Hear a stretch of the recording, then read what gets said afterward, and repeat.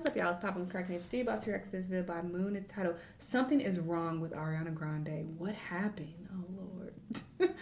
People have really been doing these think pieces on her and really analyzing her behavior and her size and things like that. It's a bit strange, but sure. A few people have asked me to check this out, so let's hear what they have to say. Let's watch. The build-up to the 2024 release of Wicked has been interesting to say the least. Oh my goodness, that's an amazing question. I'm crying. I reckon to a whole video about them crying. I'm gonna be happy and big. Every time she opens her mouth, I pee. So silly. Oh my goodness. That's a very thoughtful question. Yeah. And it's moving. I think I would say, Oh gosh. The films that stars Ariana Grande and Cynthia Erivo have been flooded with controversies, and it was delayed so many times most were sure this would never get made. Fortunately for fans, the film was finally released, and whilst it's had a great reception, there's also been some really weird stuff happening in the press tour. But I reacted to Wicked related content on my Patreon, and people were not happy. I mean, for the most part, people were respectful, but some people were pressed by my opinion over there. I don't give a fuck. I'm gonna say what I want. The press tours came into full swing in early November. The actresses were doing interviews and photo ops. All eyes were on them. As such, it was almost impossible to ignore the sudden change that had befallen them. Immediately, fans noticed that their skin seems to have shrunk around their forms, highlighting the sharp edges of their bones and skulls. What? Fans were horrified at how gaunt Erivo and Grande had become. The pop singer in particular looked like she might fall apart at any second, with other fans suggesting they might even be on drugs. Oh my Fans God. were understandably concerned about them. Not Many had Ozempic theories child. about why they looked the way they did, as there's a very worrying trend of celebrities, particularly weirdos. older women, using Ozempic to force weight loss. It's gotten so out of hand that Kourtney Why Kardashian would has even released her Ariana own need version that? of the drug. Considering this, it's easy to see why people would immediately assume that the Wicked leads were using Ozempic. The internet is unhinged. If I was a celebrity, I would never, ever look at comments, because the mental instability of it all, the things that y'all say about these people, so bizarre. Even experts felt like it was the most likely option. Losing weight naturally takes time, especially said if you're already cocaine. skinny, which Cynthia and Cocaine, Ariana and already were. However, given the speed of the transformation, it was They were almost not fat. impossible to rule Ozempic out. But the real question is why the actresses need to take such drastic changes to their figures. One of the main things young women envy about Ariana Grande is her size. She's been quite petite for most of her career, often leading fans to compare her to Audrey Hepburn. The singer didn't seem to have too much of an issue with it because she was a massive fan of the late actress, and no one saw much harm in the comparisons until the Wicked promotions. As more photos were released, it seemed like her team was leaning into these comparisons as much as possible. As of late, her outfits have been very reminiscent of what Hepburn used to wear. Unfortunately, it seemed they wanted her to emulate Hepburn through more than style. They also wanted Grande to match her in size, and now people are getting worried about it. You see, the thing about Hepburn is that she didn't achieve her size by choice. She grew up in a fascist Holland and was almost starved to death during a famine. Her physique was a result of malnutrition and stunted growth, issues that she never fully recovered from after the hardship. So if Grande's team were pushing to achieve the late actress's impossible physique, the singer would literally have to starve herself, which if you pay attention to the vegan diet that she's been living on since 2013, that might not actually be too far from the truth. Her trainer has revealed that she survives on smoothies, salads, vegetables, and tofu. And while fans have voiced their concerns, Grande has always brushed them aside, often claiming that she's been healthier than she's ever been in her entire life. It's difficult to believe her when you can literally see the outline of her ribs and her chest. Many people have confirmed the fans' suspicions, revealing that Grande looked malnourished and like she was in the final stages of veganism. Mixed in with Ozempic, and you get a very strange figure. On the other hand, Cynthia's sudden skinniness might have resulted from the pressure of working alongside Ariana Grande. Even though she wasn't a vegan for as long, she was just as dedicated to the diet. Cynthia became vegan around 2018 after accepting that red meat disagreed with her system and maintained it for ethical reasons. However, even with the diet, she'd never been a small woman, nor did she want to be. She was a gym lover who wasn't afraid to chow down on unhealthy foods and proved even vegans could build muscle. However, this sentiment has changed in the last few months, especially with the release of Wicked. Fans believe that after working with and constantly being compared to Ariana Grande for a few months, the comments finally got to her and she forced herself to lose weight, a dangerous amount of weight. The women are such smaller sizes that it could be possible they develop competitive eating disorders. It's not unheard of and may be the cause behind the skeletal looks they're sporting now. But there's a lot of other stuff going on, especially with the interviews. It's not just that they're skinnier, it's also their really strange, out-of-touch behavior. Have you ever caught yourself reaching for a habit? Y'all go support. This outfit, but the 10 steps further. The two women seem to always be touching each other. Not only constantly holding hands, but there's also a few videos of them petting each other's faces. And they even have several matching tattoos between the two of them, most of which relate to the film. You got tattoos like a bunch, right? Yeah. We did. We have for good on our hands. Yes. And they, Now that's in like, we got them on opposites, so when we hold hands, they touch. It's so crazy. It's ridiculous. We have It's a lot. puppies. We got poppies. Oh, I love the poppy scene. It's just really weird when you watch these interview clips, and it's hard to tell whether this is a performance or just drawn. Weird for who? If that's their close relationship, I don't understand why anybody needs to analyze it and try what's going on with y'all. This is not your relationship, so who cares? That's their friendship. It doesn't need to make sense or be normal for you. Who gives a fuck? This is their bodies and their friendship. I don't understand why anybody's even making this a talking piece. I feel like people want to irritate me by recommending this because this is stupid. In to see the movie, as this weirdness seems beyond anything to do with the movie. Whenever they seem to do an interview together, one or both always seems to be crying or mentioning crying. Sometimes they're even joined by their interviewers. It's happened so often that there was enough material to even make a compilation of this stuff. Oh no, Excuse me. Thanks. Oh, Yeah. Cry. Yeah. Whoa. Mia.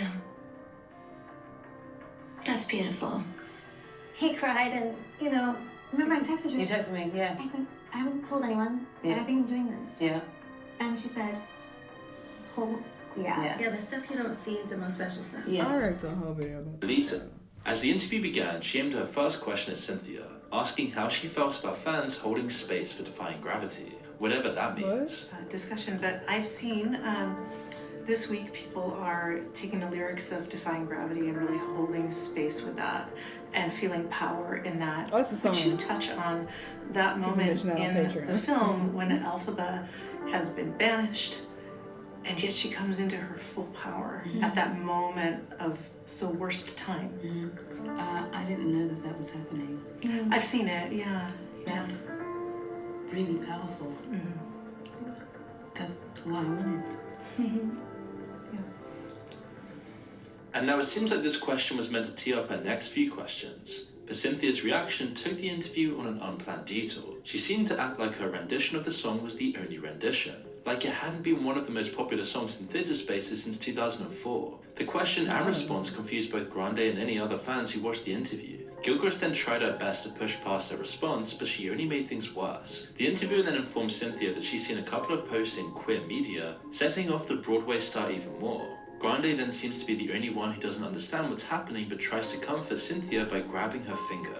The exchange is just so bizarre, but it's made funny by the fact that Gilchrist made the whole thing up. During an interview with Variety, she revealed that she hadn't seen any posts. Instead, she spoke to her friend before the interview and embellished the story. She claimed this was because Cynthia's response had flustered her. And the interview did an excellent job of exposing how performative the two have been throughout the promos. Their weird elitist behavior caused many people to even question how genuine they actually are. Others speculated that their tears might be a result of trauma bonding or even drug use, which makes you wonder what actually happened behind the scenes on set. While there is a small section of people that think The Wizard of Oz is just genuinely cursed. During the original film production of The Wizard of Oz, many of the lead actors almost died. Margaret Hamilton, who played the Wicked Witch, suffered severe burn injuries. She missed 6 weeks of filming because of the malfunctioning trapdoor that caused the injuries. Hoping to avoid similar situations, she then insisted her stand-in, Betty Danko, had to handle any scenes involving fire. Her copper-based makeup was also incredibly toxic, and she was left with green skin for months. Danko had her own near-death experiences on set too. During one scene, the director had her sitting on a makeshift pipe. He had spewed smoke and was designed to look like a broomstick, but unfortunately for Danko, the pipe exploded, and not only did she have to go to hospital, but her legs were permanently scarred after the incident. Really? And then there's Buddy Ebsen, the man who originally played the Tin Man. His legacy lives on in the vocals of We're Off to See the Wizard, which were used in the film's final version. However, he was later replaced by Jake Haley. It wasn't because he was a pain to deal with or because he was giving set mates a hard time, though this is a common reason behind an actor's replacement. No, the real reason he was replaced was because the aluminium dust in his Tin Man makeup was so toxic that it damaged his lungs. Ebsen was then hospitalized for 2 weeks and had breathing problems that required him to be put in an iron lung. Haley also suffered some pain from the Tin Man makeup, though he wasn't anywhere near as damaged by the experience. The worst he had to deal with was an eye infection that caused him to miss 4 days of filming. Then there's all the stuff that Judy Garland had to go through at the hands of her mother and executives. And truthfully, it's remarkable she lived as long as she did. And now people speculate that this curse is passed down onto Ariana Grande. What about the Wiz?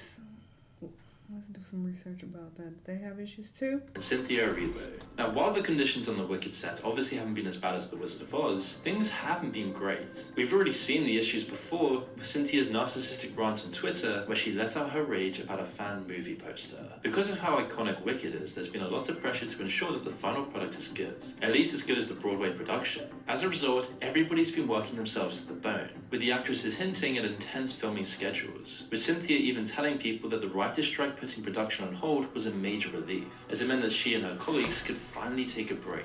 But it also seems like there's other stuff going on, and it's hard to tell what it really is. But judging from these interviews, if this is a common thing in Hollywood, for people to act like this, to have this strange behavior, and to be so warped into Hollywood culture, it's really terrifying to imagine what happens behind closed doors, at the parties, at the events with the producers and directors. What really goes on in Hollywood is truly bizarre, but if the results look like this, and force you to become like these co-stars, then you can only imagine how disturbing the industry is. And if the industry is this disturbing, it's a terrifying thought that these are the people creating our culture.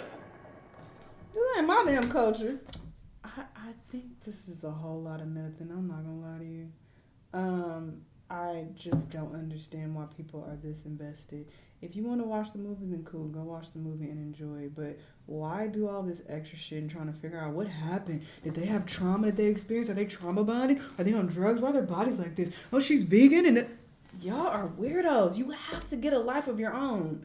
That way you won't be as invested in other people's lives. This is disturbing to even come up with all of these theories and talk this much about these people and their personal life and their personal friendship. What does this have to do with you? Go and watch the damn movie and go on about your business and focus on your own life. I don't get it. I feel like just the way that we're moving, the direction that we're moving in society is so bizarre. And I'm older, so I have been around. I mean, internet has always been around my whole life. I ain't that old, but I feel like as I've gotten older, it's become increasingly more toxic. And maybe for, the younger Gen Z, maybe y'all are used to this and this is normal to y'all, but it's not normal to me. This is why I'm always like just mind boggled by a lot of the behavior, because people have just become more and more invested in these strangers' lives and doing just weirdo shit and saying weirdo shit online. And it's just so strange to me. It's like, you don't know these people. And it's just so, you have no insight as to what's actually taking place in their lives. So it's just so weird to come to all of these conclusions and do all this investigation and make videos like this. It's so weird. It's so weird. And this definitely distracts you from living your own fucking life. Like, why are you wasting your time on things like this? I don't get it. It's just, I don't get it. But whatever, bro. This is what people are interested in, I guess. Y'all let me know what y'all think. Let me know what other videos you want to watch, and I'll see you on the next one. Bye.